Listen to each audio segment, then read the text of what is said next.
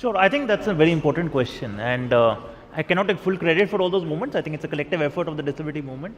But when you speak about scanning at airports, etc., I think it is a pity that a lot of airports today use X-ray machines to get people out of wheelchairs, or even make people with disabilities remove their prosthetics, etc., during security checks. Interestingly, the Bureau of Civil Aviation Security has actually come up with a policy that that doesn't need to be done. And me, along with a group of disability activists, had met the CISF and the BCS, and these rules were changed. Implementation, of course, becomes a challenge, because of which there are a lot of states and a lot of airports where that is still not done. And but the rule is there, and I think that is really the story of India in the last 10 years when it comes to disability.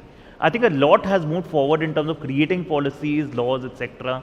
We had the Rights of Persons with Disabilities Act 2016 that came up, which said that in 5 years all public buildings will be accessible. You spoke about this airport security, etc. as well. So I think we've seen the intent over the last 5 to 10 years, but I think now it's the time for execution. And I hope this Samarth by Hyundai campaign pushes the government, the private sector, and all other stakeholders to start executing what's really written on paper in terms of laws and policies. निपुण मुझे आपसे ये सवाल पूछना था।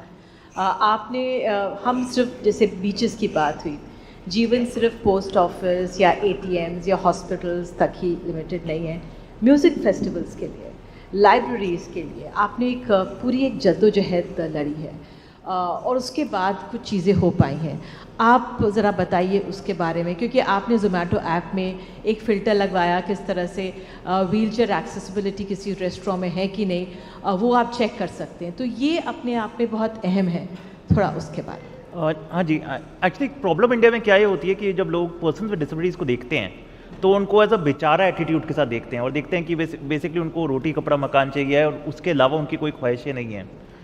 ये जब Zomato app की बात है, इसके पीछे एक थोड़ी छोटी कहानी है जो मैं 30 सेकंड में बताऊंगा कि 2015 में मैं एक पब के अंदर एंटर कर रहा था अपने कुछ दोस्तों के साथ, और जब मैं पब एंटर कर रहा था, जो उस पब का जो मैनेजर था उसने बोला कि हम आपको अलाउ नहीं, एंट्री अलाउ नहीं करेंगे क्योंकि हमारा माहौल ख़राब हो जाएगा अगर हम पर्सन विद डिसेबिलिटी को अंदर अलाउ करेंगे।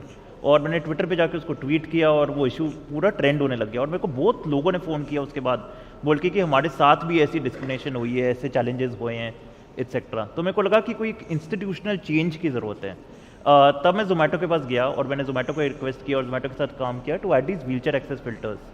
इससे दो काम होते हैं, एक तो यू कैन आइडेंटिफाई कि कौन सा रेस्टोरेंट एक्सेसिबल है और कौन सा नहीं है, पर दूसरा जब जोमेटो जैसा एक एग्रीगेटर रेस्टोरेंट्स के सवाल पूछने लग जाता है तो रेस्टोरेंट्स के अंदर भी एक एटीट्यूड चेंज हो जाता है फॉर पर्सन्स विद डिसेबिलिटीज़। उसके बाद मुझे लगा कि पर्सन विद डिसेबिलिटीज़ को बाहर भी जाना है, सेलिब्रेट भी करना है, so I started working with a lot of festivals to make them accessible. For example NH7 weekender एक म्यूजिक फेस्टिवल होता था जिनके साथ हमने काम किया to fully make it accessible. You know, music concerts होते हैं जिसमें लोग ज़्यादा खड़े होते हैं, व्हीलचेयर यूज़र को तो कुछ दिखता ही नहीं है बिकॉज वो बैठे होते हैं, लोअर हाइट पे होते हैं, तो for them for example why not have a higher seating place. Jaipur literary festival में मैंने व्हीलचेयर्स देनी शुरू कर दी बिकॉज आई रियलाइज कि काफ़ी एल्डरली पॉपुलेशन वहाँ पे आती है और उनको चलने में दिक्कत आती है, यू नो। एंड इनफैक्ट मैं तो ये बोलता हूँ कि people can not be divided into people with disabilities and people without disabilities, everybody is temporary able bodied, क्योंकि जब भी कोई बुजुर्ग होएगा उनको सेम रिक्वायरमेंट्स होंगी जो एक पर्सन विद डिसेबिलिटी के पास है। तीसरा एक सेरेंडिपिटी आर्ट्स फेस्टिवल गोवा में होता है, वहाँ पे हमने काफ़ी काम करना शुरू कर दिया। So I think it's very important and it's important कि पब्लिक स्पेसेस में बाहर पीपल विद डिसेबिलिटीज आएँ और लाइफ को सेलिब्रेट करें, और उसी से सोसाइटी का एटीट्यूड भी चेंज होगा कि एक पर्सन विद डिसेबिलिटी भी एक कंप्लीट ह्यूमन बीइंग है और उसकी वही ख्वाहिशें हैं जो बाकी किसी और की।